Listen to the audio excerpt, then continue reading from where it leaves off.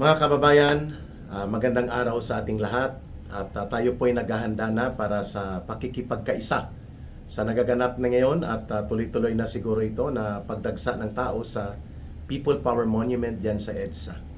At ito na ang sinasabi natin na kapag nagtuloy-tuloy ang pang-aabuso, ang pag-aabuso sa kapangyarihan, ang paggamit ng poder at kapangyarihan para pagtakpan ang katiwalian, ang korupsyon at pandarambong, may hangganan po ang pagpapasensya ng taong bayan. So, hindi po natin maisasantabi na na-trigger po ang mga kapatiran sa Iglesia ni Cristo ng patuloy na panghaharas na ginagawa po ng gobyerno ni Marcos, lalo na itong kanyang attack dog na si Ombudsman Boying Rimulya, para po sikilin at pilit-pitin at supilin ang mga pagkilos ng mga demokratikong oposisyon, lalo na ang pananakot niya sa mga senador na kinakasuhan ng mga non-bailable offenses or non-bailable crimes, kaya makukulong ka habang nililitis pa lang ang kaso. Ito yung kanyang inihayag kahapon laban kay Senator Marcoleta, na isasampa na daw ang kasong plunder laban kay Senator Marcoleta at pati na rin po kay dating Congressman Mike Defensor. Ngayon, madaling araw ay nag-mobilize ang taong bayan. May malaking contingent ng Iglesia ni Cristo at yan, nag-occupy EDSA na at ngayon nagtatanong na ang mga mamamayan kung ito na ba ang hudyat ng panibagong people power. Sa gitna ng ulan ay dumadagsa ngayon ang mga tao sa kahabaan po ng EDSA. At nakikita natin na mukhang nagkakaroon ng panic reaction na ang gobyerno ngayon kasi nabulaga sila ng madaling araw ay dumagsa ang mga tao sa People Power Monument. Ngayon, mahihirapan silang i-disperse ito sapagkat marami na ang sumasama, and I think even from as far as Nueva Ecija, Tarlac, Pampanga, Bulacan, and pati po ang Cavite, Laguna, Batangas, Rizal, Quezon ay bababa na rin dito. At may mga balita tayong natatanggap na may mga senador na gustong sumama na rin sa pagkilos na ito para ipanawagan na sana ay magtuloy-tuloy na ang pagbaba ng mapayapa ni Ginoong Marcos Jr. bilang presidente, ang paglayas na rin sa poder ni Martin Romualdez at ang pagharap nila sa pananagutan nila sa paglaganap at paglakas at muling paglala at paglubha ng pandarambong at mga kurakot na nagaganap sa ating bayan. So tuloy-tuloy na po ito mga kababayan. Ang ating informasyon na natatanggap ay wala nang uwian ngayong araw hanggang bukas, hanggang sa susunod na mga araw, upang ipakita sa gobyerno ni Marcos na itigil na ang totoong pagsasagawa niya ng sistematikong pagsupil at mga pag-aabuso sa poder, kung saan tinatarget ang mga democratic opposition forces, ang mga leaders ng Senado, kagaya po nila Senator Marcoleta ngayon, na isusunod nila, na ipapakulong nila Rimulya at nila Marcos dyan sa nangyari din kay Senator Jinggoy Estrada. Mga kababayan, hindi na siguro ito mapipigilan pa o mapapakiusapan dahil nagtimpi na rin po ang mga mamamayan, nagtimpi na rin po ang mga kapatiran sa Iglesia ni Cristo, pero tuloy-tuloy pa rin po ang pananakot at panggigipit na ginagawa nila Boying Rimulya. Saan po ito patutungo? Number one, dapat malinaw po sa kapatirang Iglesia ni Cristo na siyang may pinakamarami dyan, na hindi lang dapat ito defense or sa pagtatanggol kay Senator Marcoleta sa ginagawang panggigipit at mga inhustisya at mga kaabusuhan laban sa kanyang karapatan. Dapat ito'y pagtatanggol din sa buong demokrasya at sa buong lipunang Pilipino na inaabuso ng gobyerno ni Marcos at Romualdez. At dapat suportahan na rin nila ang panawagan na Marcos resign now, Romualdez resign now, and they should face the consequences of their actions before the people. At kapag nag-resign po sila, doon po tayo susunod sa constitutional line of succession, which is the Vice President shall be the next President according to the Constitution, para mapayapa, walang karahasan, walang kaguluhan, at nang sa ganun po ay umusad ang pag-iral ng ating gobyerno, may namumuno pa rin na pamahalaan, at mayroon pa rin po tayong pagkakaroon ng stability sa buong lipunang Pilipino. Kaya ang pagkilos na ito ay hindi po lumalabag sa saligang batas. Ito ay mapayapang pagtitipon, ito po ay mapayapang panawagan, at dapat pakinggan ito ni Marcos when your people, at nakikita naman po ito na tuloy-tuloy ang nangyayari po na mga abuso at mga pagwawaldas at mga pangungurakot sa kaban ng bayan. Kaya naman po negatibo, tuloy-tuloy na itinatakwil ng mamamayan si Marcos Jr. sa lahat ng mga survey, sa lahat po ng mga opinion na mga kinukuha sa taong bayan. The Filipino people majority do not favor anymore na mananatili pa si Marcos bilang presidente. At sa kadahilanang yan, mga kababayan, malinaw na dapat pakinggan na ni Ginoong Marcos ang mamamayan, that even his own sister, si Senator Amy Marcos, nananawagan, tama na, hindi mo na kayang pamunuan ang buong bansa.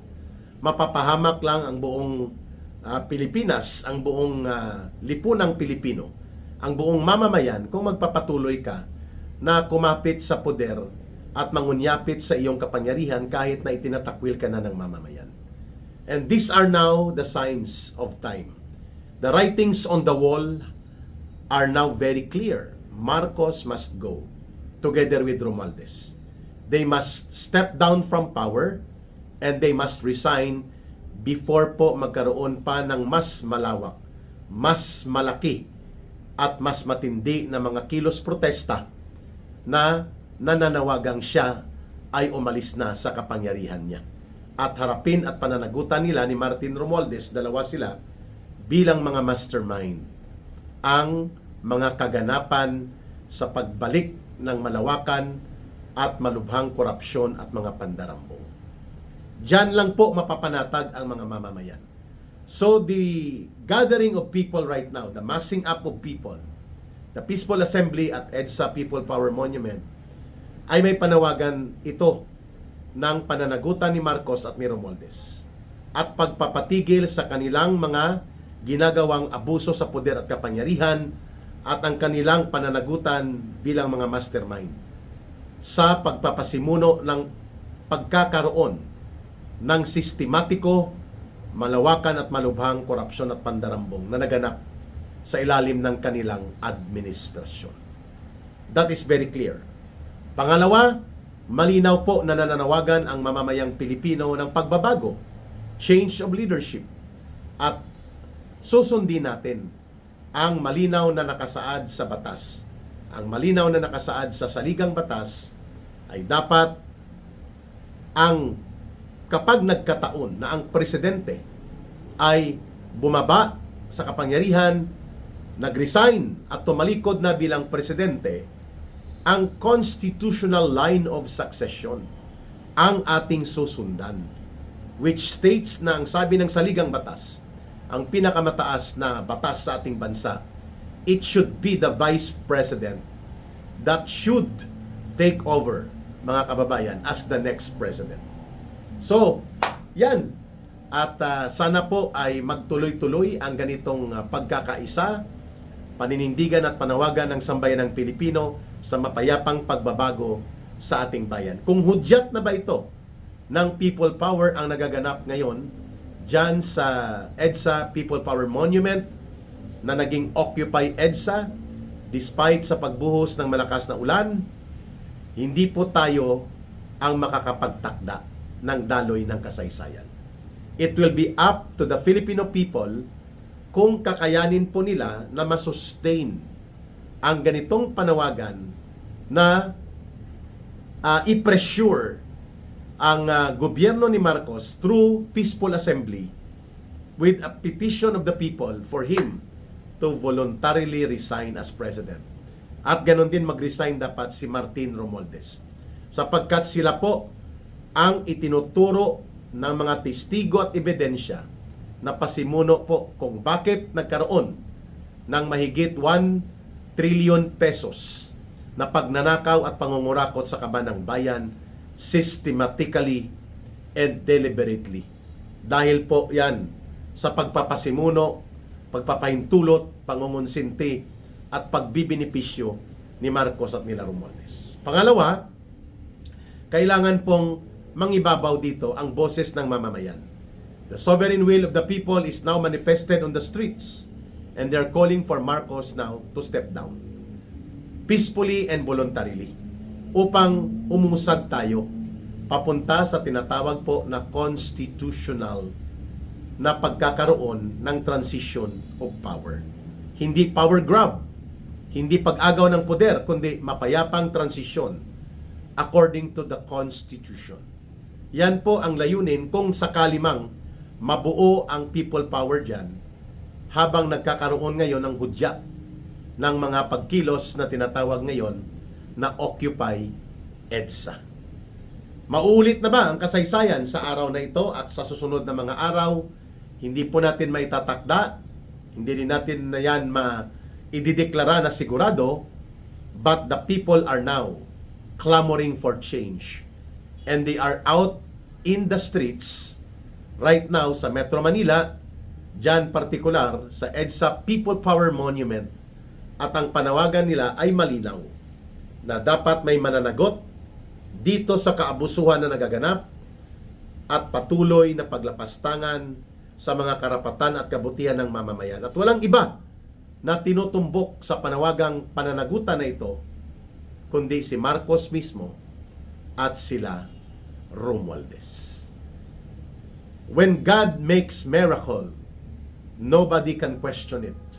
Hindi po pwedeng tanungin ang wisdom ng Panginoon sakaling mangyari muli ang isa pang people power sa pangatlong pagkakataon, mapapalitan muli ang gobyerno sa Pilipinas sa mapayapang pamamaraan. Kung magaganap po ng lubusan ang isa na namang makasaysayan, mapayapa, subalit determinado na people power ng sambayanang Pilipino. Maraming salamat sa panunood ninyo. Abangan nyo po ang mga updates sa magaganap kasi marami ang pumapasok na balita ngayon that there will be more than 50,000 or more delegates and participants na papasok po mula sa area ng Northern Luzon at Central Luzon. Mula po sa Nueva Ecija o Nueva Vizcaya, La Union, pababa po hanggang sa Tarlac, Pampanga, Bulacan. At pati na rin po sa southern side ng ating Luzon na isla, ang bahagi po ng Cavite, Laguna, Batangas, Rizal, Quezon. Ito po ay tuloy-tuloy na pagdaloy ng mga pagsali, pagsama ng iba't ibang mga grupo, partikular po pati sa kapatiran ng Iglesia ni Cristo.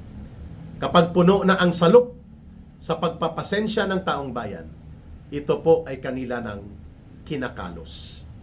Sana ay mapapakinggan at makikita na ni Marcos that the signs of times and the writings on the wall are very clear.